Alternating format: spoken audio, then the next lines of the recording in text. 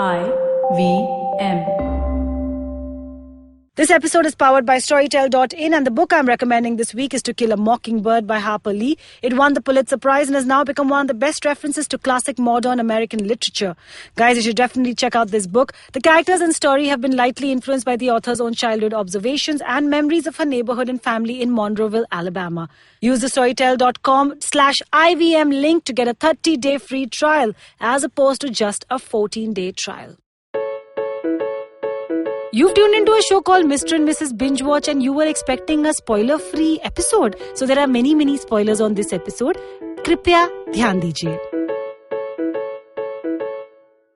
This is Mr. and Mrs Binge-Watch. I am Aniruddha, and with me is my wife, Janice Sequeira. She is the Mrs. in the Mr. and Mrs Binge-Watch. And today I have a confession to make. Are you ready? All right then, here goes. I, Aniruddha, I'm a Big Boss fan.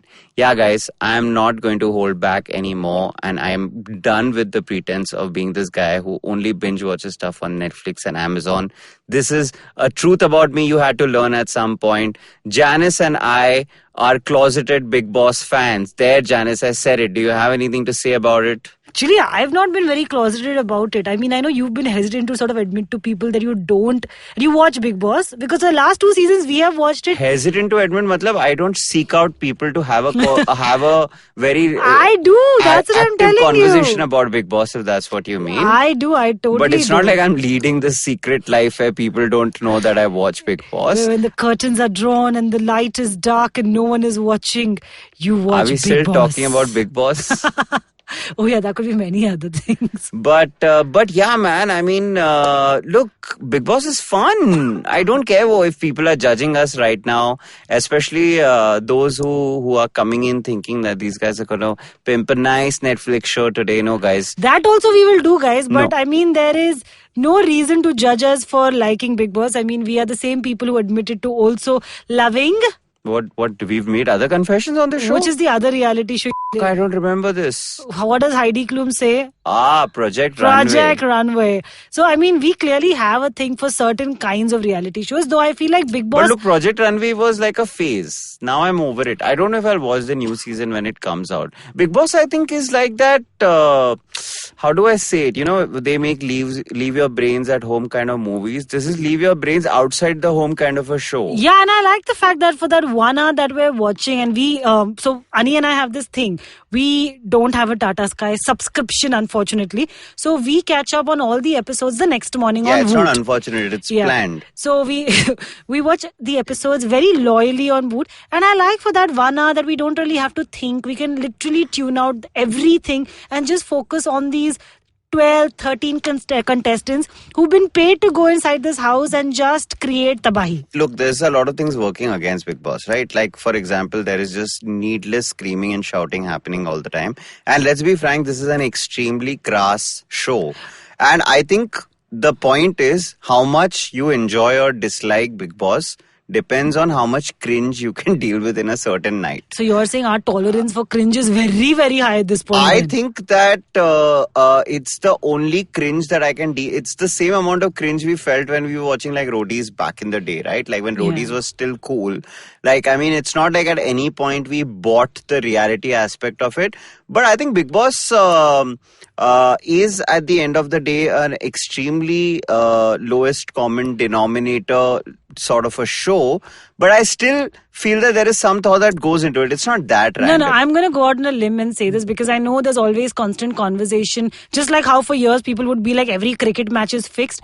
I feel like people say that about Big Boss all the time, that every season is fixed. And yes, while the makers are putting certain thought into who they're picking and who is likely to go till the final and who is likely to sway votes, I feel like now over the last 2-3 seasons, it can't be that scripted.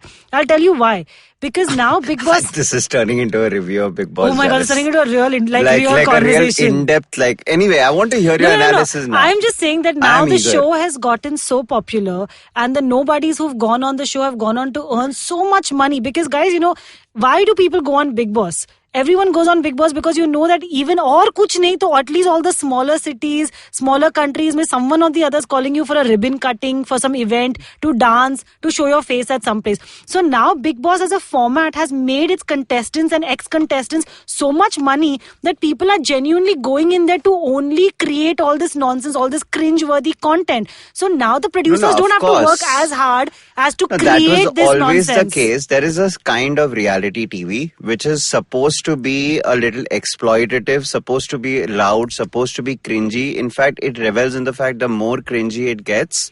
You know, something like the show Unreal that we watch, which is based on it's a fictional show set against the behind the scenes happening of The Bachelor kind of a reality show. It's a Bachelor, Bachelorette format. The Bachelor, Bachelorette format. I'm saying all those shows at the end of the day have a certain cringe value to them because it's about people coming out there and doing things that you would not imagine sane people doing, acting really stupid or nonsensical or aggressive or whatever it is.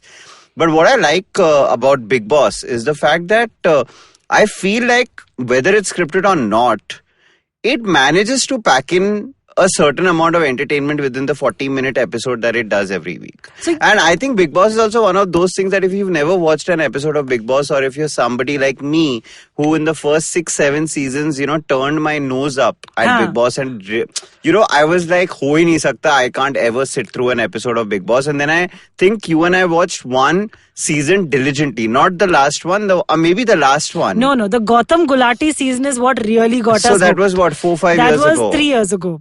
Then we skipped one season. I'll tell you. No, that was season 8 because they just mentioned it yesterday. Now season 13, so that was 5 years ago.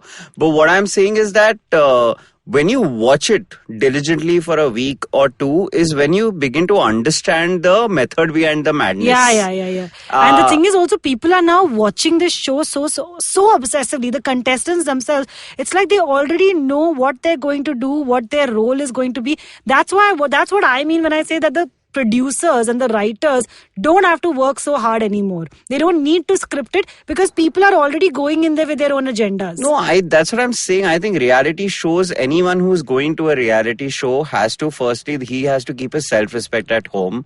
He has to know that he's going to be judged by people. And it's mostly those guys who want attention of some kind or the other, and that's absolutely fine because they own up to it. Gone nowhere.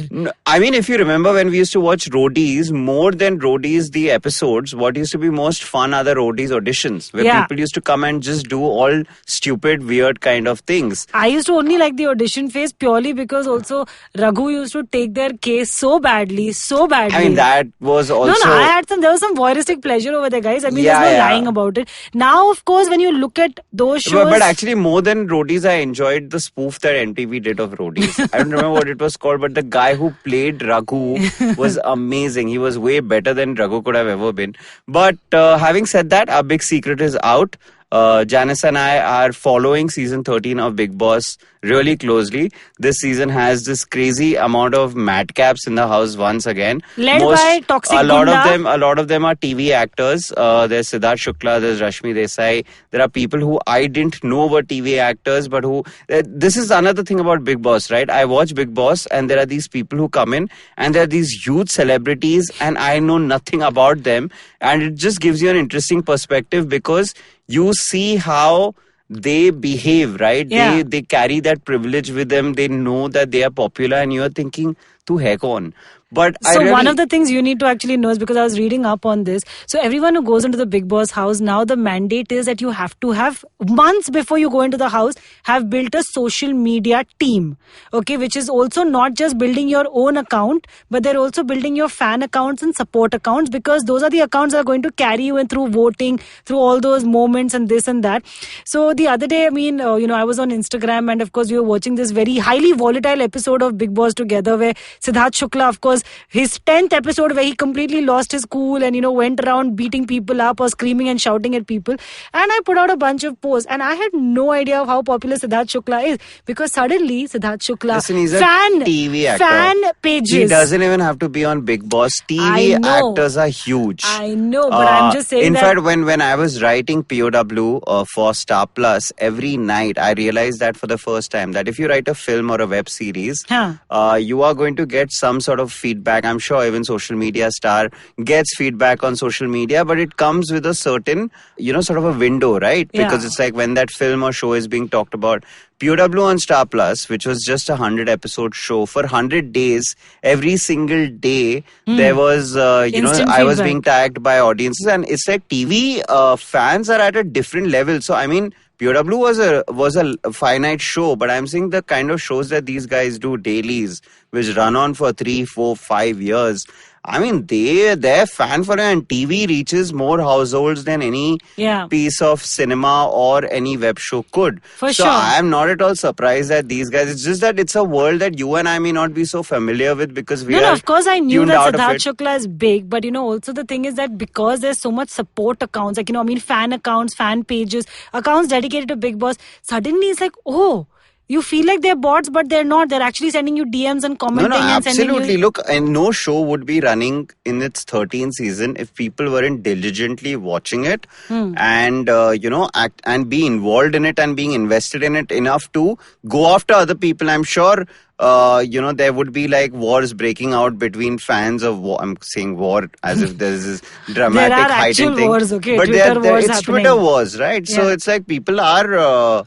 emotional about these things, but who are you rooting for? But I mean, look, here's the thing, right? You and I don't really care about who wins. For me, it's like there are 13 crazy guys in the house, and there are people who really irritate you, and you want them to get out of the house as soon as possible. I felt like that about Siddharth Day, and I was really glad that he Someone was you would not have known existed had it not been for Big Boss. Yeah, but I don't really care about who wins or who does not. It's just about the fact कि मतलब लड़ो, रोज लड़ो, मारो, गालियां दो एक दूसरे को. There was a so that after we've done watching like an episode of Modern Love, or we are done binge watching a show, or we've seen Mindhunter and it's been really intense, so 3 days of watching serial killers operating, you can watch this one completely brainless show where people are just taking the mickey out of each other, and it's complete harmless, brainless fun, and it's just like it's time pass. See, here's the thing, right? For this season in particular,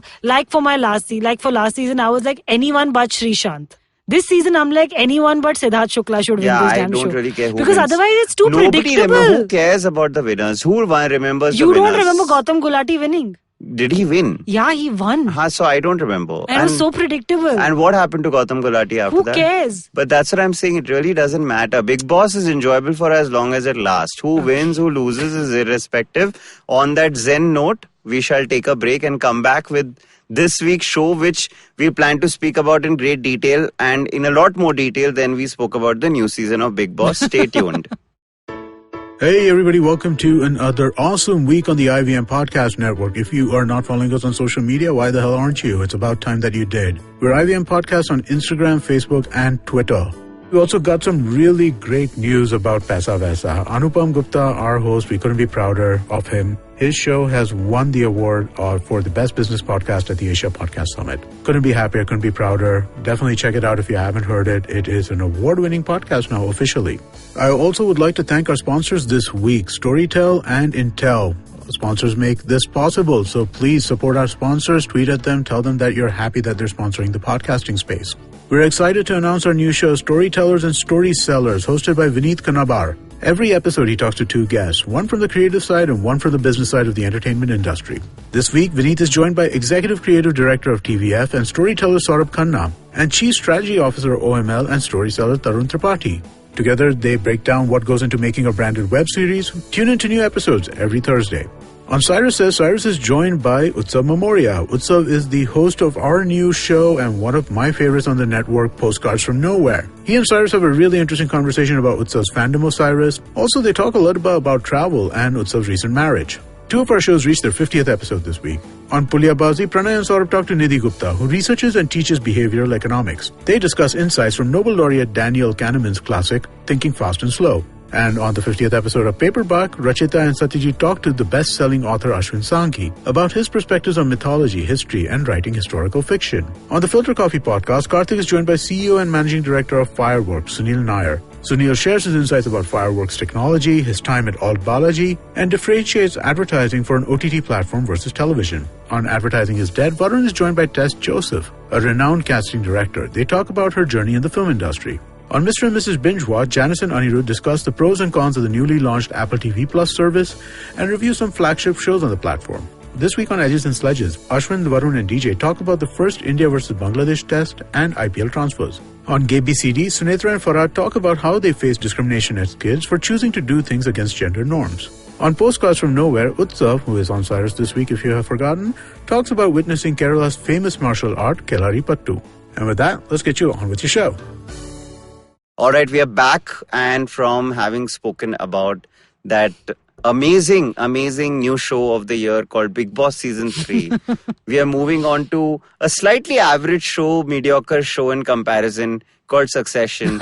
Who cares? Like, what is the big deal about Succession, this show that has just taken the world by storm, that everybody is speaking about? It's only the most loved show of this year, but who cares? Yeah, so right. So this episode really is dedicated to Succession.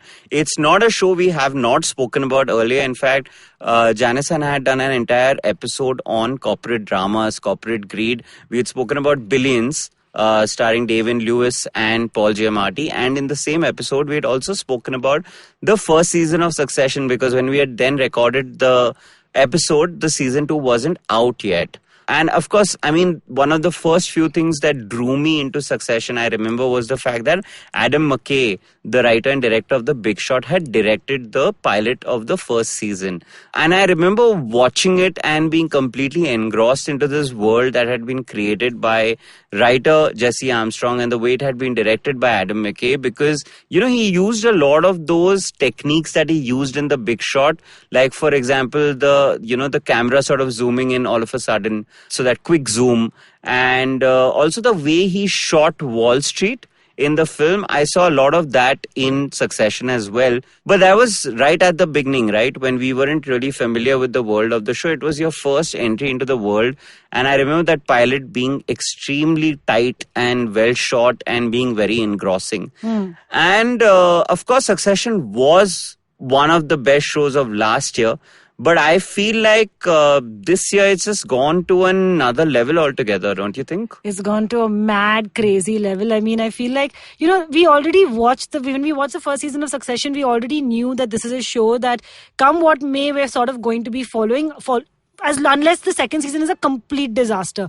But we're happy to report that the second season is mind-blowingly good. It is so good that if you're listening to this podcast and you actually haven't watched Succession, then what the hell are you waiting for? You need to go watch that damn show right now. So just to give you guys context, in case you've never watched an episode of Succession, it's about the Roy family, which is headed by Logan Roy, played by the brilliant, crazy, mad, absolutely scary Logan Roy, who's Brian Cox. He has 4 kids. There's Connor, there's Kendall, there's Siobhan, and there's Roman. There's also Siobhan's husband, Tom, and there's also their nephew, Greg. Now, this is, Jesse Armstrong, when he wrote the series, he was sort of basing it very loosely on the Murdoch family, which is why it's set in this entire corporate world. They have stake in news, they've stake in real estate, they've taken pretty much every pretty big business that you can think of, and the politics within. Logan Roy, he's the patriarch of the family. He's old. The board is looking at his successor. But the old man just doesn't want to retire. And come what may, he just does not want to sell. He doesn't want to sort of give away the mantle to the next person in the family. That is pretty much Succession. So spoiler alert, for a show that's called Succession, there is no succession on the show. Because now we've watched 2 seasons of Succession. This is essentially a show about who shall take on the father's mantle, which of the 4 kids. Of course, Connor is completely out of the picture because he's unambitious. His ambition is to become the president of the United States. And given how things are going currently in the real world, I won't be surprised if Connor takes on the presidency in season 3 and actually becomes a candidate. But my point is that it's about 3 kids who are sort of in competition with each other to take on their father's position. The father is fully aware of this competition between his three kids, and he takes this vicarious pleasure in squaring them off against each other all throughout. Now, here's the thing about Succession. When the first season came out, it was one of those critically acclaimed, you must put Succession on your watch list kind of a show. And I think by the time season 2 landed, about a couple of months ago when the second season's first episode landed, I think in that much time, in that last 1 year, is when Succession's popularity really grew. So I feel that I think there were more people waiting for season 2 of Succession than there were people who were actually watching Succession when it was playing out in real time. No, I think also what added to it is, of course, their Emmy win. I mean, Jesse Armstrong won the Emmy for Best Writing in a Drama Series for that finale episode No One Is Ever Missing. That finale episode, which is still so fresh in my memory. I don't know, is that true of you also? Where I literally remember... Well, after watching season 2, not so much, because now I feel like season 2 moments have taken over. But what I'm trying to say is that irrespective of the Emmy win, what has happened is that Succession, which was like a dark horse in season 1, was a very awaited show in season 2. And what happened was that somehow Jesse Armstrong and his team of writers have managed to take the season to an altogether different level. The show has just gone up several notches, which is amazing because it was already quite a terrific show to begin with. And I think I have not seen this kind of social media sort of buzz and reactions to every episode of a show since Game of Thrones. Because I remember... Another show which is at the heart of it about family politics. Right. And actually, I believe that Succession is the spirit child of Game of Thrones in many ways. I am completely convinced that Logan Roy is another version of Tywin Lannister. And you've got Tyrion, who's Kendall, who's just constantly always trying to win his father's confidence and is coming up short. And there is the two scheming siblings, which is Roman and Shiv, which is just perfectly Jaime Lannister and what was the other Lannister called? Cersei. Without the incest, of course. But essentially, Succession just blew up this season. Every episode was better than the other. You and I, in fact, didn't watch it on an episodic basis. We waited for 9 episodes to air, and then we essentially binge-watched it till the finale aired, and then we watched the finale with the rest of the world. Which actually was, I think, the best decision that we could have I don't know. made. I mean, given how much we enjoyed this season, and now I know, just like with Game of Thrones, I remember the first few seasons I didn't bother to see it with other audiences, and then I realized that it had grown so popular that if you didn't watch it, you would end up getting a spoiler. You'd just feel FOMO because you'd be feeling left out. I think when season 3 of Succession lands, I don't think I'm going to wait for all episodes to air. I'm going to start watching it on an episodic basis. I mean, there's hope and prayer that HBO will revise its policy by then, where it drops the entire season together as compared to dropping it episodically. Why? I'll tell you why. Because I feel like this entire season 2, there was not one single episode which didn't end on some sort of a cliffhanger or the other. Where you're constantly, because it's also like, to me, this season felt like one massive tennis match. Where it's constantly like advantage Brian Cox, advantage Jeremy Strong. My why was for why do you want HBO to start putting out? I feel that there are these few networks who are holding on to that weekly episode landing kind of a routine, which, given the fact that I also prefer watching all the episodes at one go, but I think that it's a nice sort of tradition to hold on to for as long as you can. My point is that if the tradition makes sense to the world at large, it's fine. But just because you are, it can't be the only reason that makes you different. No, but I feel like, for example, I feel like an episode of Succession is packed with so much brilliance in an hour that I wouldn't mind waiting a week and really cherishing that one episode per week. I'm not saying that, we took the call to watch it all at one go, but I'm saying that I don't think Succession is a show that I wouldn't mind watching on a weekly basis either, because I feel that would just increase. It's a different kind of viewing experience, Janice. We don't know it because we don't do it. I know, but the thing is that, Aniruddha, now what's happened is that between Amazon, Netflix, Hotstar, and also all of the Indian OTTs that have sort of tried dropping entire seasons together, I am now habituated to watching an entire season together. Sure. So for me, it's a little irritating that HBO actually takes its own sweet time to drop episodes per week as compared to, because see what the question but here HBO is not a streaming service. Yeah, I know that, but I'm saying there is an option. It's not like if HBO didn't want to give an entire season that a network would say nahi chahiye na.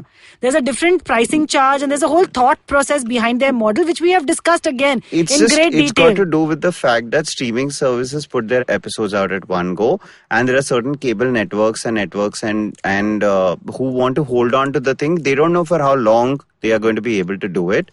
But I think there is a pro and con to both. I agree with you. What is the pro to holding on to an episode on a weekly basis? That's what I'm saying, that I agree with you because I am on your side here.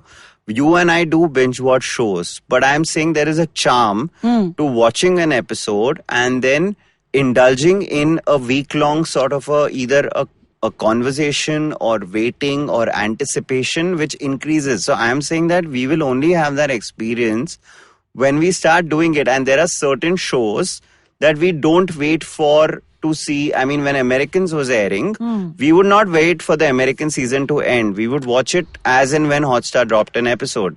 That anticipation of wanting to wait, that charm is a little slow now for me. I mean, it actually, for me, even in the last season, I was like, yaar, what is this nonsense about having to wake up and watch it along with the rest of the world? Otherwise, you're going to get spoilers. If you drop the entire season out at one go, I don't think it reduces the watching experience in any way. Sure. So there is a argument for and against binge watching, and I mean, I'm all for it. I mean, our show is called Mr. and Mrs. Binge-Watch. But coming back to Succession, season 2 is just outstanding. We've got a lot more to talk about it, and we'll be doing that on the other side of this break. Do you wish you were smarter? Well, so do we. But the next best thing? We could make you sound smarter. And to help you with this endeavor, we are Simplified, a podcast that attempts to break down the complex world around you with a little knowledge, a lot of poor jokes, and a ton of random trivia. Episodes out every Monday On the IVM podcast app or wherever you get your podcasts. See ya! And we're back. All right, so before we go ahead, this next segment contains a whole lot of spoilers about Succession Season 2. So in case you haven't watched the show yet, please turn off the podcast and don't blame us later because we warned you. All right, so before we went into a break, Ani and I were talking about how Succession has blown our minds and how this is possibly the best. I mean, for me at least, I feel like this was the show of the year. And some of the moments really on the show like leave you with your jaw on the floor, right? There are all these amazing dinner table sequences. Did you say jaw on the floor on purpose? Because you were trying to play on bore on the floor? No. That was, whoa, good catch. No. Totally accidental. So there's this whole moment on the show that basically had Janice and me with our mouths agape. It's called Bore on the Floor, where Logan Roy's character, played by Brian Cox, basically humiliates people in his family and his organization over a dinner table sequence where he gets them to perform this humiliating ritual called Bore on the Floor, which is basically a cool name for piggy on the floor, which is this sort of childhood punishment technique where you get somebody to kneel on the floor. Yeah. And these kind of dinner table sequences define Succession because I feel like this tension that the family has, that undercurrent, is something that Jesse Armstrong is able to capture through these brilliant sequences where the family is actually spending time with each other. So I remember in season 1, just when Kendall had realized that his father is, just after having thought that the father is going to give up his throne to Kendall, he realized that the father was after all not giving up the throne, and there was this really uncomfortable dinner table sequence where they were all sitting together and there was this sort of underlying tension to the entire sequence. Similarly, the Bore on the Floor scene, and there is another really massive dinner table sequence in season 2 of Succession where they are basically trying to get into a merger with another family, and it's like they've all been asked to be at their best behavior. So Logan Roy has basically warned his kids and all members of his organization, but things just go out of hand and people just start dropping pretenses and going after each other, and it gets catty and bitchy, and it's just amazing writing. Yeah. I mean, I feel like the show is full of these moments where you're just constantly there's so many power moments. This Bore on the Floor episode that you were talking about, the fact that the top executives in his company are willing to be humiliated, because it's not like he's forcing them physically to do it, right? I mean, Brian Cox never gets physical. It's just that the amount He of wields that much kind of influence. power that he wields over them, where they're willing to do just about anything to stay in his good books. Yeah. They won't tell him the truth. They won't be honest with him. They'll always back him up even on all his bad decisions. There's just no one willing to give this guy a reality check. Also, this entire season, one of the other things that I loved was the fact that they've actually shown Brian Cox's vulnerable side. When the merger goes to shit and, he loses his cool. Oh my God. For me, that was one of those scenes. But we saw Brian Cox's even more vulnerable side, the character side in season 1, because I remember he was unwell. He shat his bed once in season 1. No, there's an arrogance there, even when all of those scenes. What I'm trying to say is that over here, there are moments when he's actually nice to Jeremy Strong's character, Kendall. And it's like, I remember you and I kept looking at each other and going like, wow, Brian Cox is being really sweet. No, I think Brian Cox's character is that kind of a guy who wants people to be under his thumb. Correct. And as long as that happens, his affection comes with that sort of threat of violence and aggression. And I think what makes Succession great, and again, the reason we keep going back to Game of Thrones, because at the core of it, it's about power, right? Because here's a guy who's a multimillionaire, but that's not why people respect him. He is this overachieving sort of a baron who has been able to wield his influence for so many years that now I think people have gotten accustomed to the idea of being under his thumb, whether it's his employees, whether it's his family, and which is why Kendall was a character that we rooted for in season 1 so badly. Because he just wanted someone to show him the middle finger and say, F you. And I think Succession also works because of how real a fucking show it is, because, it's the classic David versus Goliath story in season 1, where Kendall, who's this sort of a slightly underconfident but deserving successor, goes up against his father, who's an extremely powerful, rich person. And even though he kept failing, I remember you and me were constantly rooting for him, and we were like, yaar, is baar to successful ho jaye, yaar, is baar to succeed karega. But Succession never gave us that moment till the end of season 1, till that last, in fact, in the finale where you felt, in the season 1 finale where you felt that after all his failures, here he was ready to finally stick it up to his father. The father pulled one under the rug and, just completely, defeated him. And I remember season 1 ended on that completely defeated note of the fact that, yaar, Kendall se kuch kabhi life mein hone nahi wala. And actually, that also made you feel like, what the hell can they do in season 2? That's different from season 1, because literally season 1 was about following this one character trying to bring down his father, failing at every step, and then facing the ultimate sort of failure at the end of that season. But they still managed to draw up a narrative that is also, by the way, very different from what you expected. You thought, I remember when you and I were watching and we were discussing this, so you basically, season 2 restarts with the fact that Kendall is being forgiven by his father. He's obviously and he's a changed man. He's at the lowest somber, point of his life, because he's confused. And also he's made his peace with the fact that after having up as badly as he did at the end of season 1, there was no way in hell that he was even in the mix. And I remember you and me kept thinking that no, he's planning something. There's one he's going to... And that never happened. If you think about it, in the first few episodes, irrespective of what went down in the finale, the show really took the focus away from Kendall trying to with his father really quickly. And it still managed to keep you engrossed and interested in spite of that. Correct. And I think that's also credit to a lot of the characters which the makers have decided to focus on this season. For example, Siobhan, the daughter who, she had a substantial role in season 1 as well. But in season 2, they really make her one of the main key players because, the father confidentially tells the daughter that if I had to name a successor now, it would be you. And so Siobhan's entire character through the entire season is about now learning the ropes of the business, making her voice heard, cracking deals, trying to impress her father and trying to show him that she is the true worthy successor. Yeah, but more than that, I feel Siobhan or Shiv's real character journey is about being a woman in a man's world. Yeah, she's one of the boys and she's trying really hard to right now be one of the boys. I mean, her biggest, at the end of the day, Brian Cox's character, Logan Roy, being the, octogenarian that he is, and having been part of a business where men have ruled for so long, he, at the end of the day, even though he believes that, see, you got to see what Logan Roy feels, right? In the beginning of the first season, Logan Roy believed, you could tell, that Kendall was the true successor. But Kendall kept f***ing up, and Logan Roy always told him that he had to be ruthless, which Kendall could never be. Now, after having f***ed up as much as he did, then he moved his attention to Shiv, who at the end of the day, Logan has a problem with because she's a woman. Because, Correct. He's sexist at the end of the day. So even though he knows that now among all the siblings, she is the most deserving one.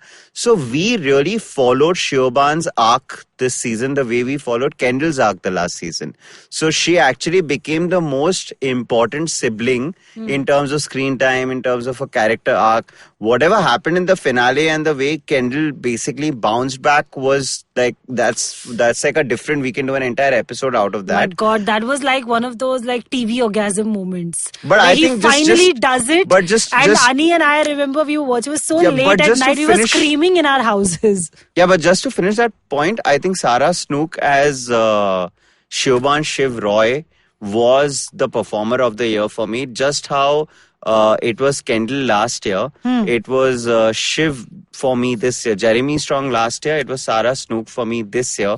And the other actor who I really love on the show, and he's been brilliant throughout, is Matthew McFadden, who plays Tom Wormsgans. In fact, I feel Tom has one of the best moments of the season, where in the finale, he realizes that he may go down as a scapegoat for a massive up, and he's trying to talk to his wife Shiv, who plays Siobhan. He's Siobhan's husband on the show. So she's talking to his wife, and he's just like, I don't want to go down for this. And he's so angry because he doesn't know what the outcome of that conversation is going to be. He eventually goes up to Logan Roy, who's having his lunch, and he goes up to Logan Roy, sits with him at the table, takes a piece of a chicken leg from his plate, chews on it, and puts it back on his face. Because that's the extent to how pissed off he is, but he does not know how to say you to Logan Roy to his face. Yeah. So this was an act of rebellion. Here, I'm going to eat from your plate and I'm going to put it back on your plate. Yeah, but I think in terms of pure characters and acting, Tom and Cousin Greg are my two favorite characters on the show. Because they're the outsiders They've who are got constantly... great scenes together. From season 1, there is this whole... They've got that whole homoerotic tension between them, which they explored a lot in season 1 and sort of then eased up on in season 2. Yeah, I didn't see any of it this season. And they are just such great characters because you're right, they are these outsiders in this mad world, but they are somehow sucked into all those problems somehow. But like you were so excited to talk about, coming to that finale, I think the season 2 finale, it's interesting that season 1's finale won the Emmy for best writing, because if that won an Emmy, season 2 finale better win an Emmy, because I feel like season 2 is going to win a lot more Emmys. Yes, I think season 2 is going to rule the Emmys next year in terms of the drama category. I'd be very surprised if it doesn't get best drama. I will be very surprised if Brian Cox does not win best actor in a drama series. He was just fantastic on the show. And if one of the other kids or Tom do not pick up a supporting actor. There's also a lot of direction. I mean, the direction on the season has been outstanding. The writing has been outstanding. Yeah, so coming back to the writing. And the score. I mean, that freaking theme, it was already very haunting in season 1. Yeah. But in season 2, again, the way they keep using that piano theme, it's been done by Nicholas Britell.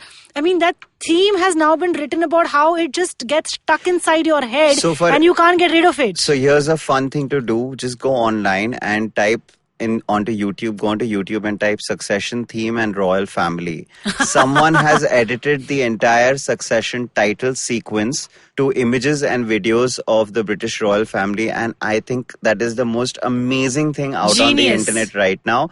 You got to go watch it. It's eerily, sort of weird, and it makes you really uncomfortable. But coming back to that finale, it's entirely set up on a yacht. It's got like Janice said earlier, it's this entire family getting together, huddling together, because they need to find a scapegoat among themselves to, cover up for this shit hitting the roof kind of a situation that the family finds itself in. And it's one of the best written episodes, not just of Succession, but I mean, I have not seen such fine writing, not just in the major scenes and the sequences. There's this really small moment where the three siblings are sitting together at the poolside. And, Kendall jokes about how they should probably be sharing feelings because it's something that the siblings never do, right? You've never seen them actually connect with each other. And Roman begins to sort of share, and Shiv and Kendall immediately start making fun of him. Yeah. And, sort of talking in baby voices. And I think that's such a telling scene because it captures the entire dynamics of the siblings, and it shows how emotionally stunted these people are. Though there was a scene that did make me cry very early on in the season when Siobhan's character starts coming to the office. And, there's a scene between her and Jeremy Strong's character where at one point he just randomly goes up to her and hugs her and says that, if I collapse, I need you to take care of me. Yeah. And that was like, it was... It's a very rare... It's a rare sort in of... a show where everyone's trying to do, get one up on each other.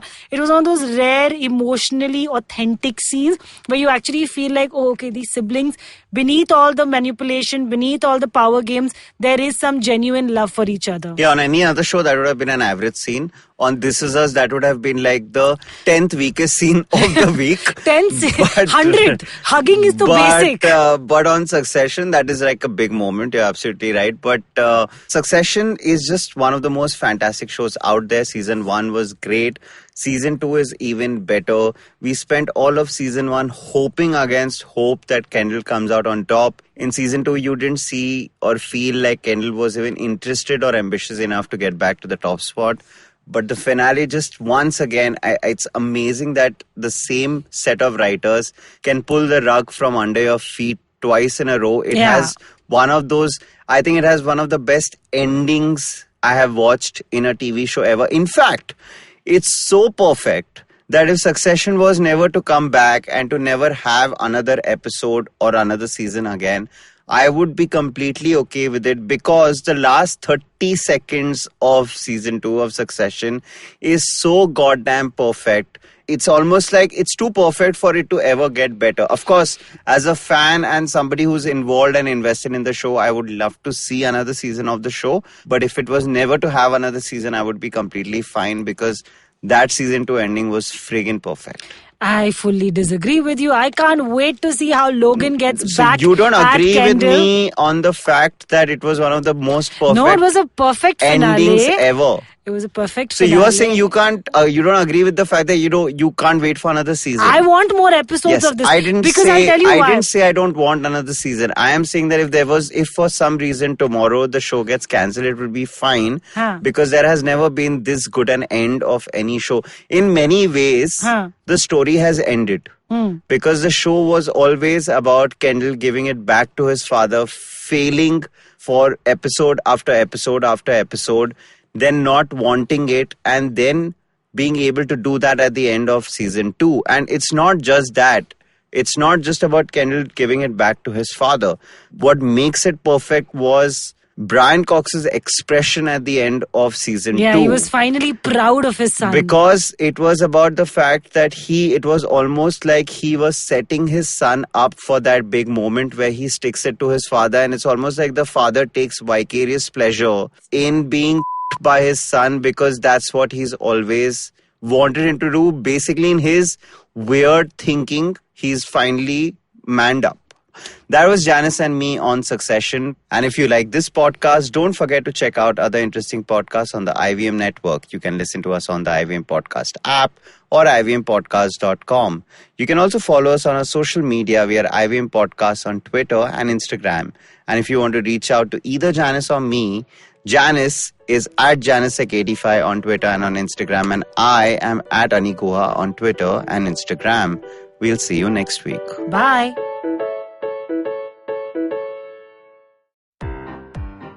This is the amazing story of something awesome. Once Chuck decided to start a podcast, and so he did. The end. Okay, that was a crappy story. But I've got some really cool stories over at my new show, The Origin of Things. On this podcast, I look at the stories of how brands came into being and sometimes evolved out of quite unexpected circumstances. And to make it really fun, I reveal the name of the brand and sometimes a category only at the very end. The show is 5 to 7 minutes per episode and perfect for trivia junkies and brand nerds, especially those with short attention spans.